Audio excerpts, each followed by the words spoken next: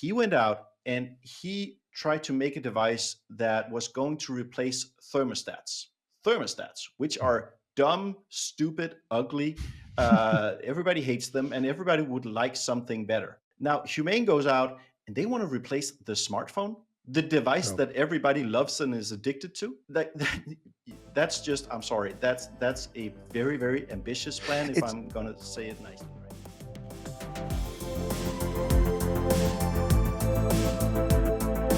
Hey everyone, this is Theis and Zachariassen here, and welcome to Founders Weekly, where we cover the news for startup founders and tell stories we can learn from. Today, we're digging deep into a hardware product launch to see what we can learn from that. A dating app for angels and startups. We talk how startups should deal with regulation, and could the venture market be turning? My co-host today is Theis of Vivino, co-founder and a friend. Welcome, Theis. Thank you, Heine. So we're going to go straight to the first story, and we're starting with a big startup product story.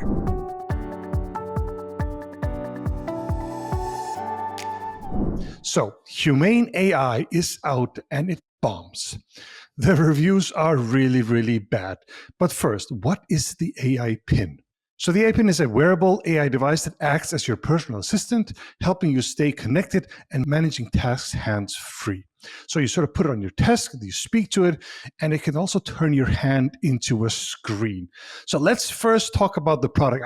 This is super innovative, totally new way, and like in the long term, I could really see something here. What do you think, Theis? I think it looks great. It looks super impressive. Yeah. It looks like something you want to try out. It has this metal casing. It looks quite elegant, and it's very ambitious. It wants to replace your phone, which just sounds amazing. So very ambitious, and on the surface, it just looks very impressive.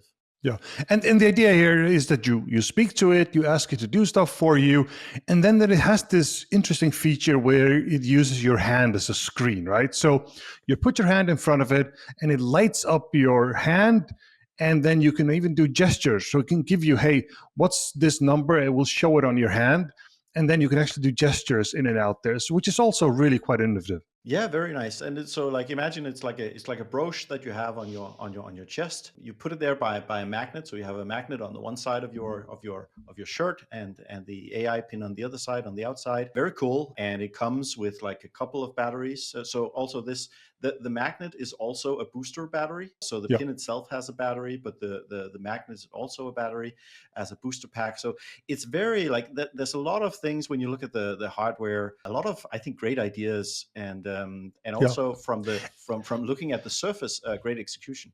And fundamentally, let's just conclude here. Fundamentally, we like the idea of this. We could see sort of an assistant sitting on your shirt, which is amazing. Let's dig a little bit deeper here. Humane AI was founded by two ex-Apple employees, Imran Chowdhury and Bethany Bangiorno. As for funding, Humane AI has raised a total of $230 million from very notable investors, including Kindred Ventures, SK Ventures, LG Technology Ventures, Microsoft, Volvo Cars Tech Fund, Tiger Global, Qualcomm Ventures, and OpenAI CEO and co-founder Sam Altman. I mean, it doesn't get better than this, right? It sounds like a dream team, and all this funding. I mean, what could possibly go wrong here, Theis? A lot, but yeah, they raised I think $230 million, and they've spent 6 years on building this, right? And like you say, amazing team with this background. There's also a third person there. I believe their chief product engineer was deeply involved with the iPhone. He was the one developing the keyboard and on the original iPhone. So this whole idea of like working with something where you are building a completely new way of interfacing with the device is something that was deeply engraved into the team. So definitely had a lot of acumen there, and of course that must have been a big part of how they were able to fundraise. Yeah. Okay, let's dig into the launch then. So this was pretty hyped, and now it's out there, and reviews are in, and they're like really bad. Not just bad, but really, really bad. Some people say it's the worst product they've ever seen. So let's talk a little bit about the reviews here. Yeah, so there's a long list of just bad stuff, right? Yeah. It's too heavy on your shirt. Yeah. It has a really bad battery life. So even though it comes with like Like really bad. two extra Yeah. battery packs, it's not enough, and that's probably combined with the fact that it runs really hot. Yeah. So maybe the software is just working overtime on it, really draining the battery, or it's just a part of like the design, and it just uses a lot of battery. Anyways, it runs hot, which becomes uncomfortable. The whole idea with the projector just doesn't work. Both it's really hard to use it in daylight. So it's almost impossible to use outside if the sun is shining, but also the way that you then interact with this projector, which is on the surface very innovative. You do it with the palm of your hand. The screen is projected Yeah. on the palm of your hand, and then you're supposed to do these gestures. You will pinch your fingers to kind of double click. You will move your hand forward to go to, or like away from your body to go back, and you will clench your fist to do another thing. And like, so they've invented all these new things, and they just don't work. Like It just doesn't work. This it, product it's is not ready. Like fundamentally, this product is not ready. it's too flaky. Yeah. And then there's the whole AI assistant part, right? You are supposed to talk to it, and then it'll do stuff. The problem is that it's all done in the cloud, and it's It's very too slow. slow. Yeah. You ask for you ask for directions, and you have to wait 10 seconds to know what you need to do. You try to use this, it has this thing that demos really well, where it uses the camera, and you can ask it, what am I looking at? And then it's supposed to tell you, oh, this is the whatever, this is the Tesla Cybertruck that you're looking at. But it Yeah. takes like 20 seconds for it to do that. And if you're supposed to replace the smartphone, you know how quickly you can get that Yes. out and get your answers From my pocket and boom. Yeah. yeah.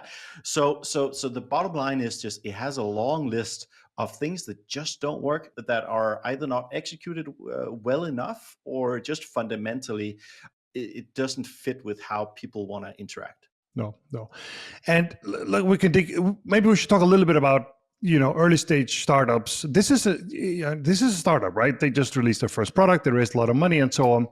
I mean, should they even be doing Harvard? But let's skip that a little bit. Let's dig into what I think at least they did wrong. I got really bloody annoyed when I saw this, I must say. I mean, they worked for the best hardware company in the world. And I mean, Apple is, when it comes to this kind of stuff, they are the best, right? And it feels like they just learned the wrong things. I mean, just give you an example. So they released this thing and it's in 3 colors. Like, who cares? So you spent time and energy on developing in 3 colors because that's what Apple does, instead of getting the product to work. And that just pisses me off. It shows that this company just did not have the right focus. No MVP, no focus on colors. It just isn't right. I agree, but I think that for me, this went wrong, way before that. Basically, Before the colors. Yes, even before colors. I think you're absolutely right that this team was trying to build, the Apple way, Yeah. and I think there's part of that which is simply just impossible for a startup. Let's talk about Apple and how they do things, right? So with the iPhone, you go in and you say, listen, we want to remove the keyboard. We create this project, and we have this idea that we want to remove the keyboard from the phone, which was on every single phone on the market at that point in time, right? Every phone before the iPhone had a keyboard. And they go in, Steve Jobs goes in and says, I want to remove the keyboard. Let's figure out if that's possible. Then they throw in tons of engineering resources on it, really focus on it. And they realize, yes, we can do that. We can remove the keyboard, and boom, you change the world. Now, I have a theory about the Apple Car, which they discontinued that project a few months ago. I believe that Apple went in and said, we want to remove the driver. We'll create a car, and we want to remove the driver. Now, the challenge is you're comparing the driver to the keyboard. Exactly. And they say, okay, this is what we want. This is what we want to do. This is how we want. This is the Apple Car. The Apple Car doesn't spend any space in the cabin for a driver. Like, this is going to be a completely new driving experience. They work on that, and they realize that, okay, this is unlike the keyboard. This is not yet possible. Now, the great thing for Apple is that this is one product line out of many, and they can cancel it. and they will cancel it. They will have products and they will say, if this is not up to par, like if this is not what we dreamed about, we're not going to do it. So the problem with doing the Apple way as a startup is you can't kill a product line, because killing the product line is killing your company. That's That's all you have. You don't have that luxury. And so I believe the Humane team went into this and said, we want to create this pin.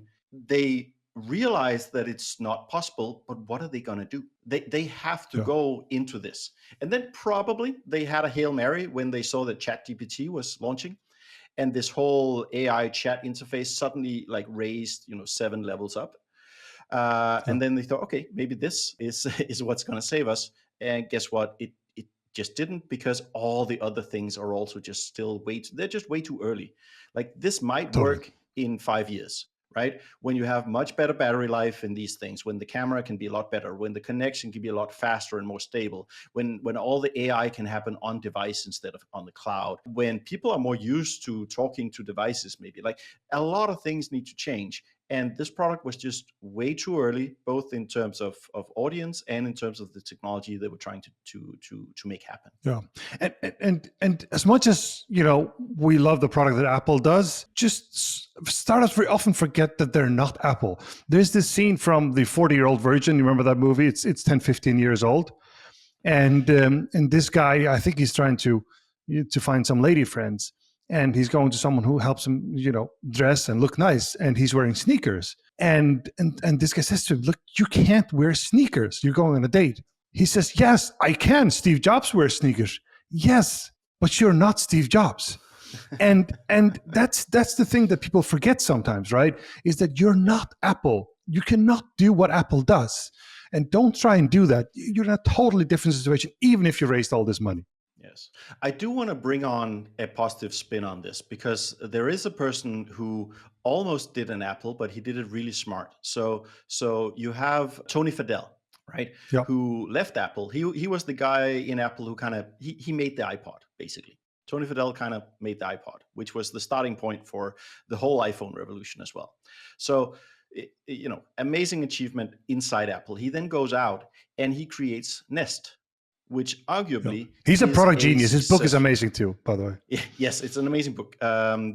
He's a product genius, and he creates Nest, which arguably is a successful consumer hardware startup, which is almost impossible to make. What the difference is here is he went out and he tried to make a device that was going to replace thermostats, which are dumb, stupid, ugly.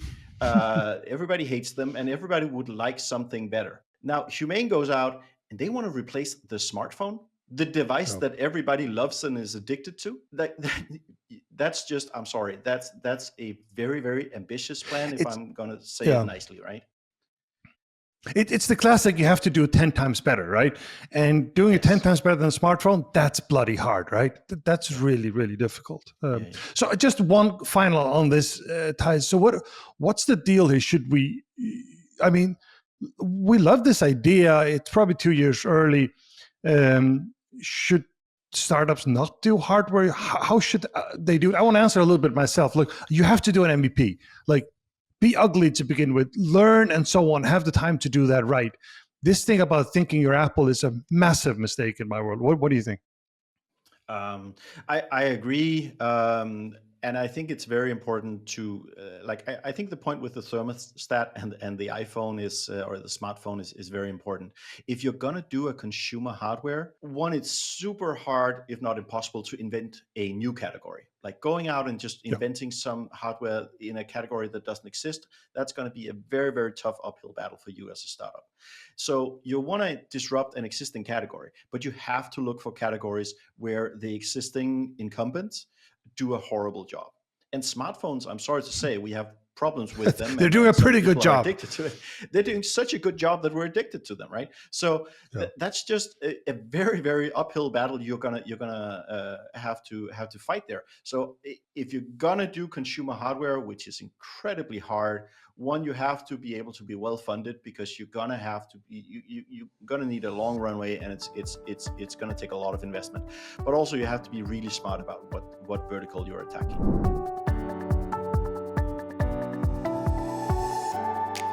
There's a new app inspired by dating for founders and angels to find each other.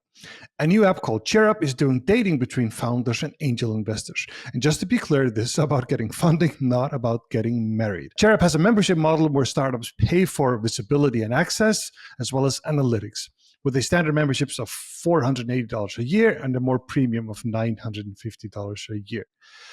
So we've seen services like this before. There's been AngelList for many years. What do you think, Theis? Hey, the more the better. It's super hard to find that connection, right? And it can be so frustrating. You have a viable idea, and there's, especially with angel funding where ticket sizes are so small, that people are out there that have money, and you just can't find them, right?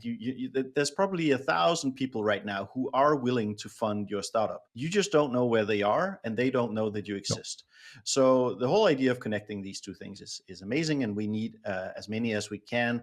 I will say that it's for this, it's about marketplace dynamics. These guys need to create this is a marketplace, supply and really. demand.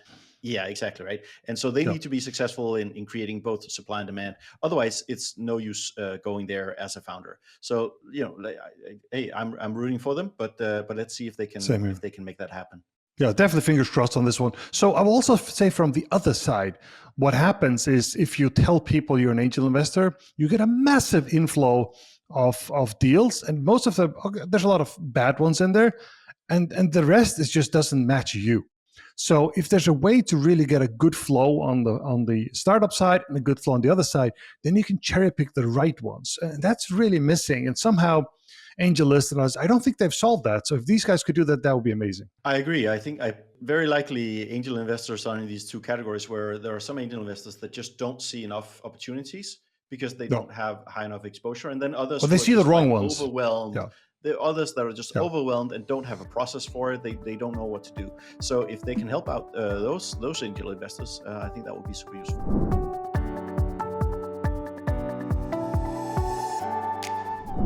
We are back, and we're going to make a bit of a turn here and talk regulation. The SEC is targeting the crypto platform Uniswap. Uniswap is a decentralized cryptocurrency exchange operating on the Ethereum blockchain.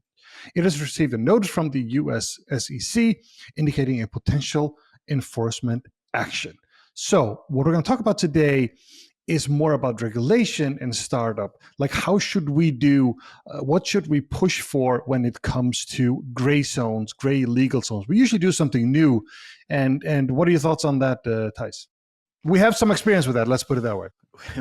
We have some experience in that, and it's something that you can end up in even if you're not searching for it, right? It's actually quite easy as a startup founder, because you often try to disrupt something. You try to change something, an old way of doing things, and you can easily end up in a situation where the legal framework is actually not clear, right? Where it is a true gray zone. Like, nobody can actually tell you if this is legal. There might be a law somewhere, but you don't know yet if it actually applies to you or this specific thing you're doing. So even if you're not searching it out, as a founder, you can often end up in this gray zone. And I think, Heini, you and I have experienced this with Vivino. I would love for you to tell that story of how Vivino worked out in Sweden.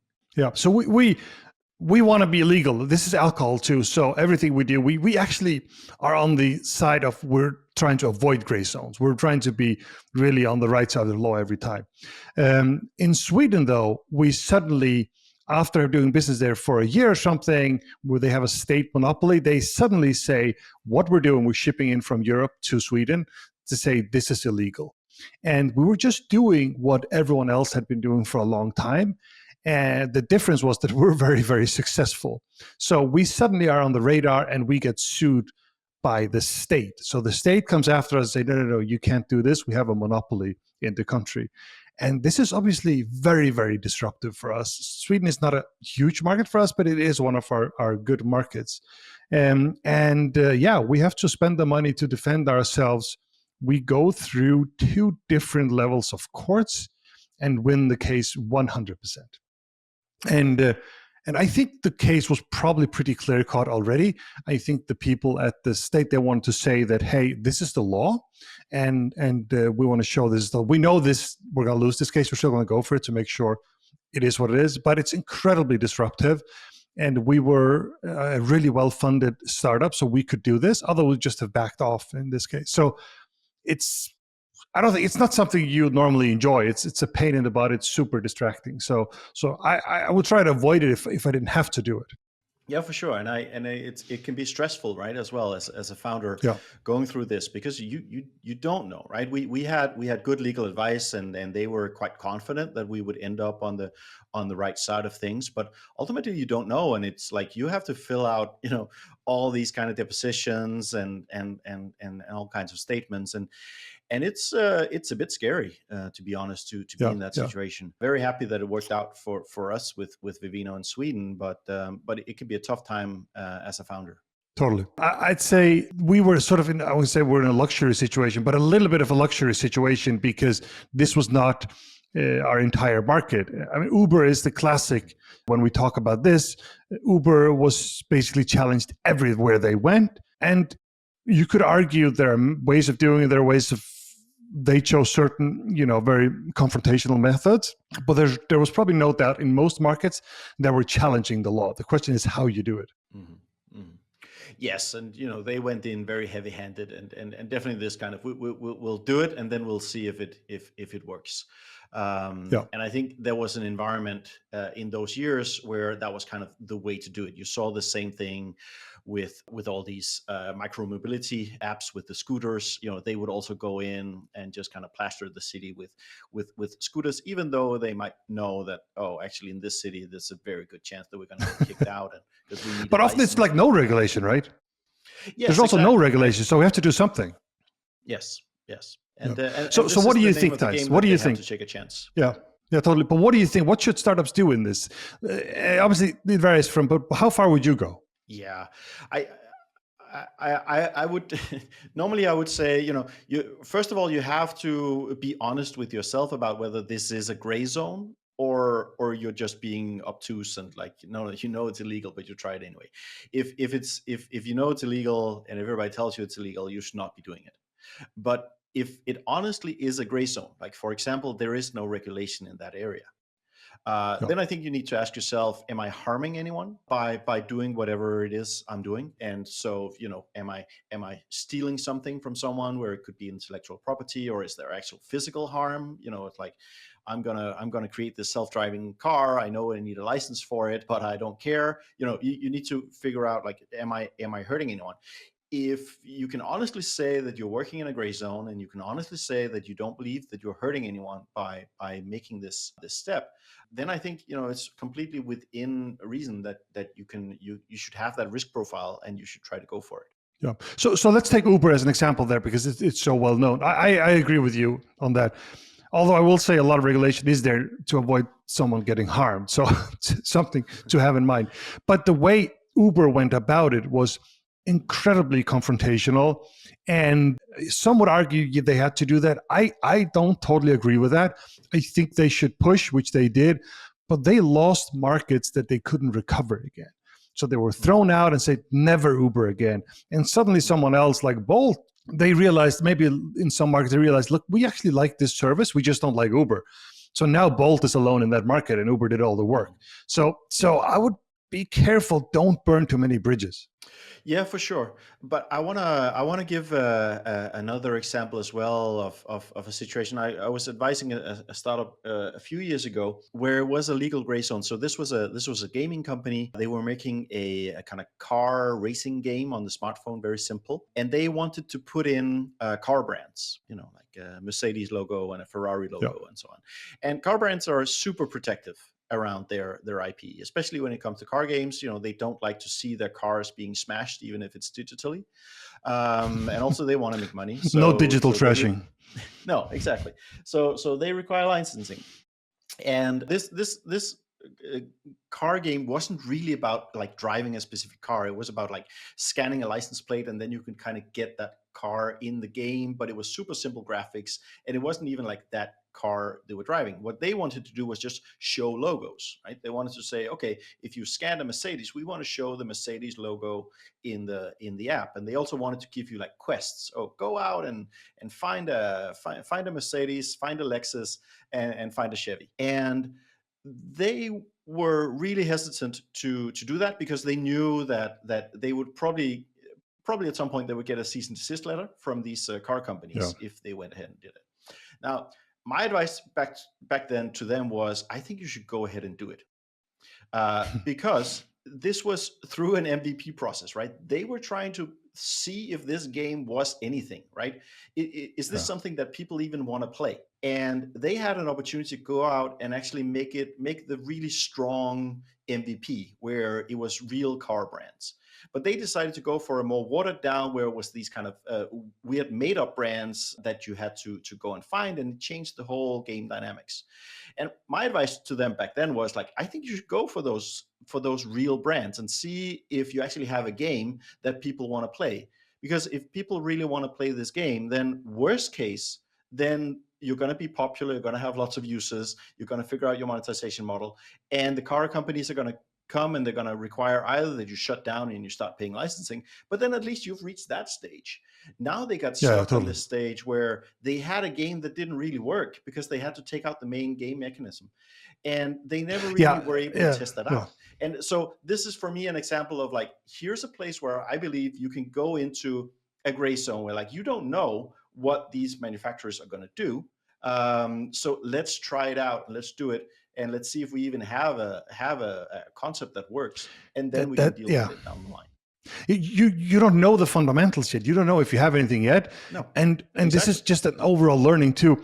Don't try and check every bloody box that is irrelevant. What's relevant now is this product going to work or not? And don't try and check every single box before. That's just not going to work. You'll just spend all your time on that and lose too much time.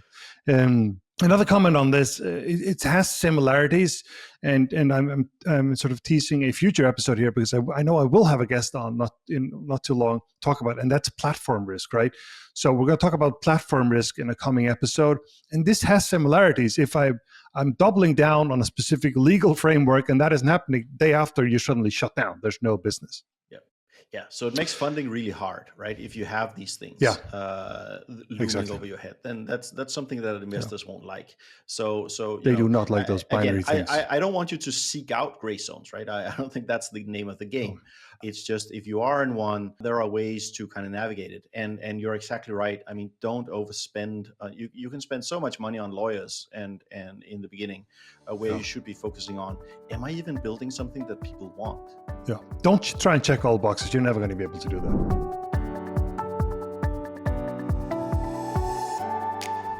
Andreessen Horowitz raises $7.2 billion in new funds for a new era. We usually don't talk about new funds on this podcast as there's new funds every single week, but this is a little bit different. This is a huge raise, and we've seen a slowdown of the entire venture market for the past 2 years. So the question is really, is this a turning point that they're able to raise $7.2 billion for their different funds? What do you think, Theis?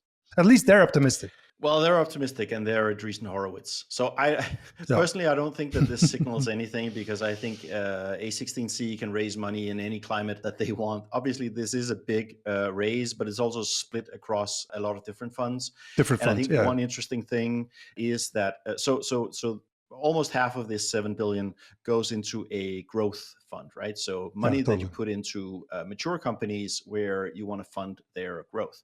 Now, one interesting thing is that this is actually a smaller amount of money than they put in last time into the growth fund, which means that, they are operating in a market where you can buy growth a bit cheaper than you used to, right? So maybe you get the same for less money. Yeah, exactly. So for me, no, I don't think this is a turning point. Obviously, it's great that they can raise this money, but I mean, A16Z is just in this category where I think what they do is largely disconnected from what smaller and less well-known funds can do.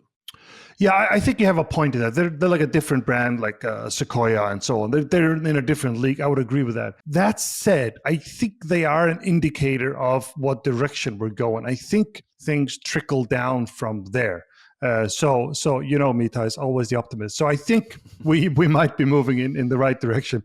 So another thing here was that this was spread around different funds. Like you said, growth was like 3.7 billion or something. But they also have a crypto fund. They did not put any money into the crypto fund, which I found a little bit interesting. Yeah, but I think the main story there is, they put in $4.5 billion into a separate crypto fund in 2022, mid Yeah, 2022. that's true. And so I would think that the story there is simply that they have a lot of money left in that fund. They are deploying it No probably needs. slower than they thought, and Yeah. probably also at lower valuations, like much lower valuations than they thought they had to. And so I believe they've looked at crypto and said, listen, we still believe in it, but we have enough money allocated for that for now. Yeah. And if they really didn't believe in it, they could have shut down that fund and just said, we're not doing this anymore. They did not do that, as far as I know. No, they did not. And Chris Dixon running it is very bullish. He very recently released a book on how bullish he is on the whole crypto space and how he believes that it's maturing and is ready for these types of investments. So I believe they are still bullish, at least long term, on crypto. It's just they have a huge wallet. It's very fat right now on crypto, and there's no need to put more cash. And things are cheaper. Yes.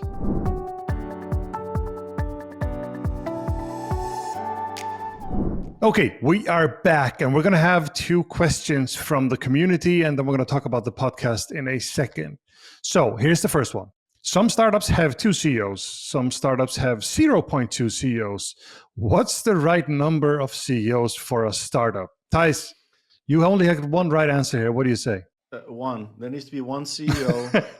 There's no other number. I don't understand this discussion. How can you have 2 CEOs? It doesn't make any sense. You need one place where the buck stops. And it's very fine to have a very strong wingman that is kind of, that's doing a lot of work and maybe can take some of the tasks, but you need one CEO. I mean, what is this?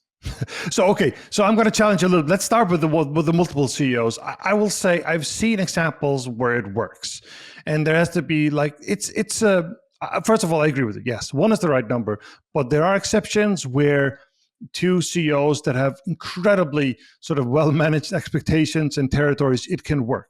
So let's somewhat disagree on that and move on to the other one, which is okay. One person is CEO of multiple companies, and I'm afraid we're going to talk about Elon Musk again, but we are a little bit. But there are other examples like Jack Dorsey. Again, it's the same family, right? Because he was CEO of Square and Twitter. But what's your opinion about that? Well, I'll stick to my first answer. You need one CEO. It's an integer and it's 1.0. It's not 0. It's like it's binary. Maybe it's binary. 0 and 1. It is binary. Either you need 0 or you need 1. No. This whole thing, you can't run a company. You can't run 2 companies and pretend to be CEO of both. And it's a masquerade that's going on with Elon Musk. Obviously, he's not the CEO. He's not a CEO. He's an executive chairman who's very operational. Yeah. He has people run there is a very skilled management team running SpaceX. And 100%. And it's fine that Elon wants to pretend that he's still the CEO of SpaceX and he wants that title, but that's not the reality of the day-to-day operation. And you cannot be. You need to be there full time. And the same thing with Jack Dorsey. It's a comedy show, to be honest. I 100% agree in that for sure. You're not a CEO in that case. So there's one story that came out this week, and you might have heard of it, but Tesla is cutting 10% of their workforce or teeing up for that. And obviously, we had some senior management leaving too, and some of them were not too happy and said some things on the way out. And one of the things that was said was that Elon was a pigeon CEO.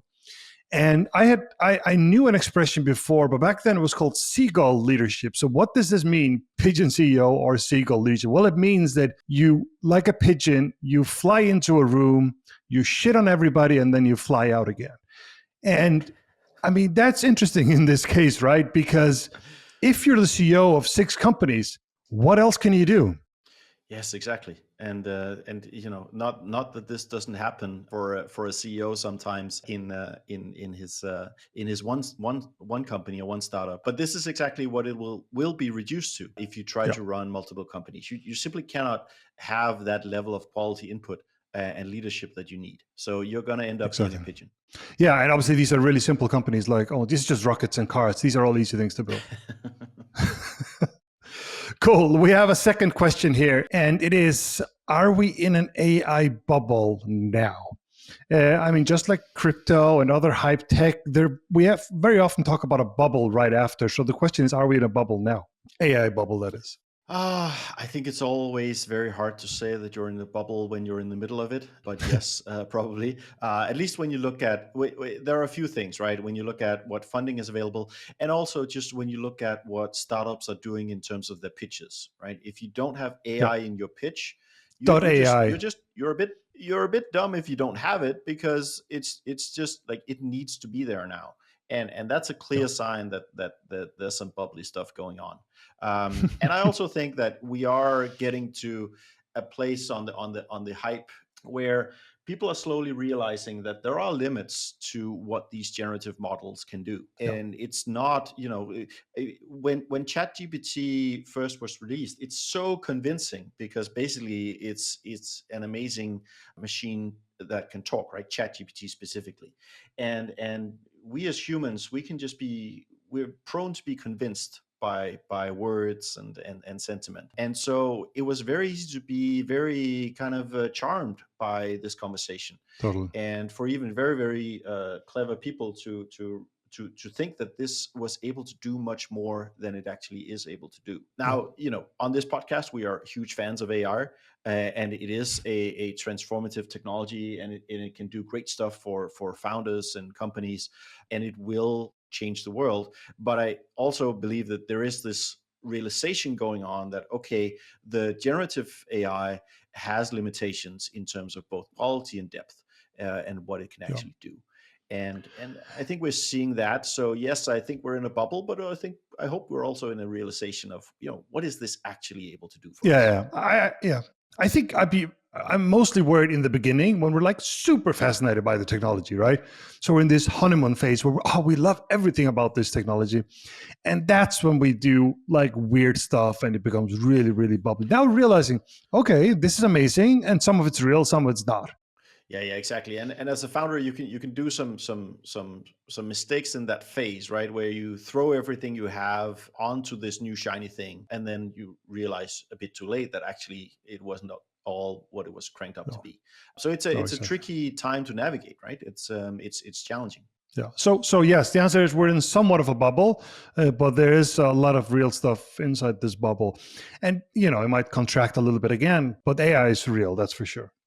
Cool. Let's talk a little bit about the podcast. As ever, full transparency here. And I will say the podcast is doing okay. I mean, I like explosive growth. We're not seeing that. It's more like a nice and steady, just like the real world. One thing I want to mention, Theis, is that we're doing shorts now. We put them on YouTube, TikTok, LinkedIn, and they're very popular. Some have gotten thousands of views already. Have you seen any, Theis, before I go on here? Yes, I saw the Yeah. short. Yes, that you did. What was? Oh shit, I forgot what it was about. The canoe. The canoe.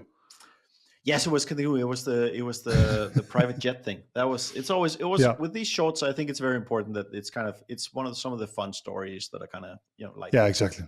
That's why people are. So the two that have done the best is the one about SPF, which is boring. It's about him going to prison and so on, and then the canoe one, and those have done, like, we're talking several thousand views.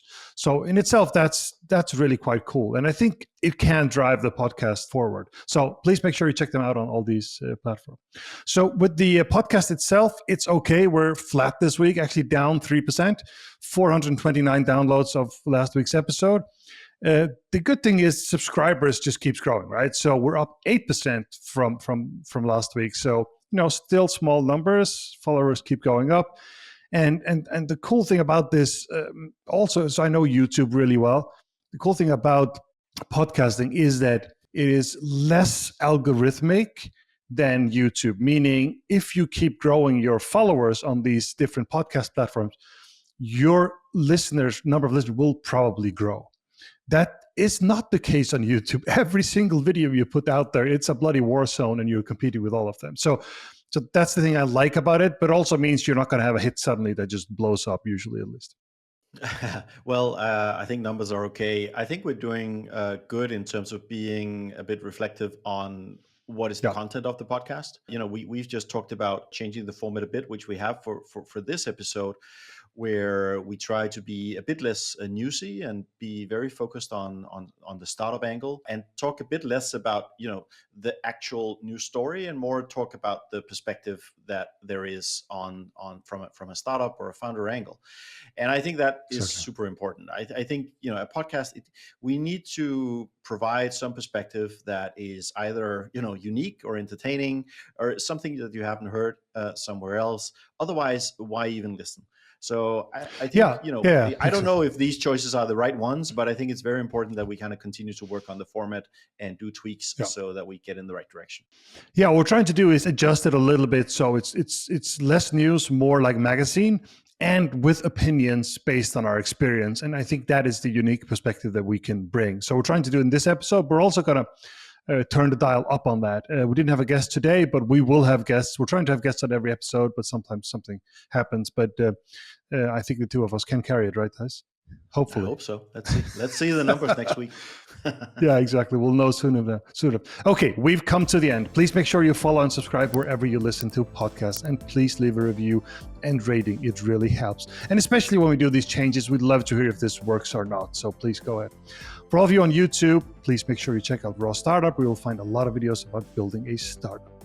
This has been Founders Weekly. Now stop listening and go build something.